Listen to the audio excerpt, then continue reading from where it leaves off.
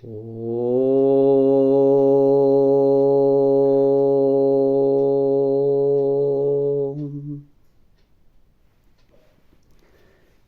February 11ನೇ ತಾರೀಕು.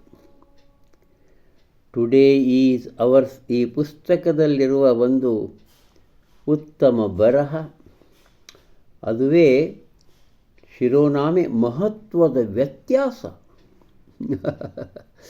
ಮಹತ್ವದ ವ್ಯತ್ಯಾಸ. ಜೂಯಿಷ್ ಧರ್ಮದಲ್ಲಿ ಆ ಟಾಲ್ಮಡ್ ಎಂಬ ಗ್ರಂಥ, ಅದರಲ್ಲಿ ಏನು ಶಿಫಾರಸು ಮಾಡ್ಯಾರ ಅಂದ್ರೆ, ಅದನ್ನು ಮುಂಚೆ ನಾನು ಇಂಗ್ಲೀಷ್ನಾಗ ಓದಿ ಈ ಕನ್ನಡದಲ್ಲಿ ಬರ್ತೇನೆ. Talmud of the Jewish religion makes this recommendation: what is hateful to you, do not to your fellow men. The Buddhist scripture Udana Varga puts it in this way: hurt not others in ways that you yourself would find hurtful. Taoism commands its followers to regard your neighbor's gain as your own gain, and your neighbor's loss as your own loss. The Mahabharata says this is the sum of duty. Do not unto others which would cause you pain if done to you. Christ put it differently.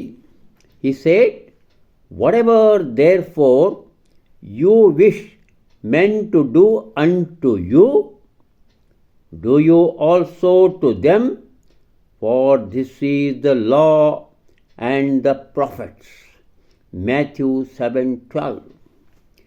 The last, however, stresses the positive, whereas the others emphasize the negative. It is the difference between mere justice and an outreaching love that embraces all and excludes none, even to an extreme that may seem foolish to some. ಕೆಳಗೆ under ಬರಹ ಇದೆ: arise, awake, and be enlightened until the goal is reached.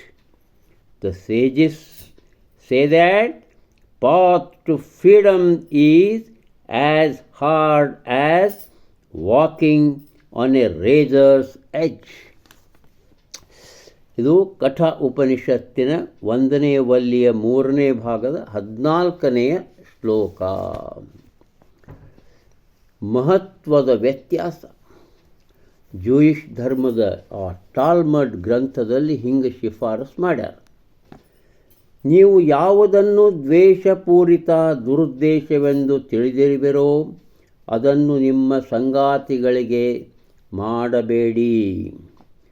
Buddha ಧರ್ಮದ ಗ್ರಂಥ ಉಡಾನಾ ವರ್ಗ ಹೀಗೆ ಹೇಳ್ತದೆ: ಇತರರನ್ನು ನೋಯಿಸಕೂಡದು, ಏಕೆಂದರೆ ನೀವು ಸ್ವತಃ ನೋಯುವುದವರಾಗಿ ಕಾಣಿಸುತ್ತೀರಿ. ತಾವೋಯಿಸಮ್ ಆರ್ಡರ್ ಮಾಡ್ತದೆ, ಆಜ್ಞಾಪಿಸುತ್ತದೆ. ಇದು ನೀವು ಮಾಡಬೇಕಾದ ಕೆಲಸಗಳ ತಾತ್ಪರ್ಯ, ಸಾರಾಂಶ ಏನಪ್ಪ ಅಂದ್ರೆ, ನಿಮ್ಮ ನೆರೆಯವರು ಪಡೆದ ಲಾಭವು ನಿಮ್ಮ ಲಾಭವೇ. ಅದೇ ರೀತಿ ನೆರೆಯವರ ಲುಕ್ಸಾನ, ಹಾನಿಯೂ ಸಹ ನಿಮ್ಮ ಸ್ವಂತ ಹಾನಿಯೇ. ಮಹಾಭಾರತ ಏನು ಹೇಳ್ತಪ್ಪ ಅಂದ್ರೆ, ಕೆಲಸ ಕಾರ್ಯಗಳನ್ನು ಮಾಡುವ ತಾತ್ಪರ್ಯ ಇತರರಿಗೆ ನೋವನ್ನುಂಟು ಮಾಡುವುದು ವ್ಯರ್ಥವಾಗಿದೆಯಾ? ಅದು ಮಾಡದಿರೋ ವ್ಯರ್ಥವಾಗ್ತದೆ. ಯಾಕಂದ್ರೆ ಅದು ನಿಮಗೂ ನೋವನ್ನುಂಟು ಮಾಡ್ತದೆ, ನನಗೂ ಮಾಡಿದ್ದೇ ಆಗ್ತದೆ ಅಂತ ಹೇಳ್ತದೆ ಅದು, ಇತರರಿಗೆ ಮಾಡಿದ್ದು. ಕ್ರಿಸ್ತ ಇನ್ನೊಂದು ರೀತಿಯಿಂದ ಹೇಳ್ತಾನೆ. ಅವನು ಏನು ಹೇಳ್ತಾನೆ ಕ್ರಿಸ್ತ ಅಂದ್ರೆ, ನಿಮಗೆ ನೀವೇನು ಇಚ್ಛಿಸ್ತೀರೋ, ಜನರು ಅದನ್ನು ನಿಮಗೇನು ಮಾಡ್ತಾರೋ, ನಿಮ್ಮ ಇಚ್ಛಿಸಿದಂತೆ ಜನರು ಏನು ಮಾಡ್ತಾರೋ ಅದನ್ನು ನೀವೂ ಸಹ ಅವರಿಗೆ ಮಾಡಬೇಕು. ನಿಮ್ಮ ಇಚ್ಛಾದಂಗೆ ಜನರು ನಿಮ್ಗೆ ಏನಾರು ಮಾಡ್ತಾರಲ್ಲ, ಪ್ರೀತಿ ತೋರಿಸ್ತಾರೆ, ಸಹಾಯ ಮಾಡ್ತಾರೆ, ಅದರಂತೆ ನೀವು ಮಾಡಬೇಕು.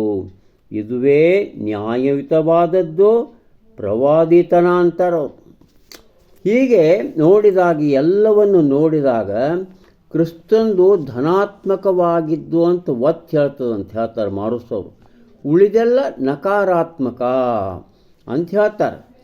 ಆಮೇಲೆ ಯಾವ ರೀತಿ ವ್ಯತ್ಯಾಸ ಮಾಡುತ್ತದೆ ಅಂದರೆ, ಇದು ಕೇವಲ ನ್ಯಾಯ ಅಷ್ಟೇ ಅಲ್ಲ, ಮೀರಿ ಹೋಗುವ ಪ್ರೀತಿಯದು, ಎಲ್ಲವನ್ನೂ ಒಳಗೊಂಡಿರ್ತವಂಥದ್ದು ಕ್ರಿಸ್ತನ ಉಪದೇಶ ಅಂತವ್ರು ಹೇಳ್ತಾರೆ. ಯಾವುದನ್ನು ಹೊರಗೆ ಇರಿಸುವುದಿಲ್ಲ, ಒಳಗೆ ಇರಿಸಿಕೊಳ್ಳುತ್ತದೆ. ಇದು ಇಷ್ಟೊಂದು ಅತಿರೇಕ ಅಂತ ಅನಿಸ್ಬೋದು ನಿಮ್ಗೆ. ಇಲ್ಲ, ಆದರೆ ಇದು ಮೂರ್ಖತನದಂಗೆ ಕಂಡರೂ ಸಹ ಇದು ಶ್ರೇಷ್ಠವಾಗಿದೆ ಅಂತಾರೆ. ಇನ್ನು ಆ ಕಠೋಪನಿಷತ್ತು 7 ಎಚ್ಚರವಾಗು, ಜ್ಞಾನವಂತನಾಗು. ಎಲ್ಲಿಯವರೆಗೆ ಗೊತ್ತೇ? ಆ ಗುರಿಯನ್ನು ತಲುಪುವವರೆಗೆ. ಋಷಿಗಳು ಹೇಳ್ತಾರೆ, ಮುಕ್ತಿಯನ್ನು, ಸ್ವಾತಂತ್ರ್ಯವನ್ನು ಪಡೆಯುವ ಮಾರ್ಗ ಹರಿತಾದ ಕತ್ತಿಯ ಮೇಲೆ ನಡೆದ ರೀತಿಯಲ್ಲಿ ಕಠಿಣವಾಗಿದೆ. ಕಠೋಪನಿಷತ್ತು. ಉತ್ತಿಷ್ಠತ ಜಾಗ್ರತ ಪ್ರಾಪ್ಯವರಾನ್ ನಿಬೋಧತ್ ಶುರಸ್ಯ ಧಾರಾ ನಿಶಿತಾ ದುರಾತ್ಯಯ ದುರ್ಗಂ ಪತಸ್ತತ್ವರವಯೋ ವದಂತಿ. ನಮಸ್ಕಾರ.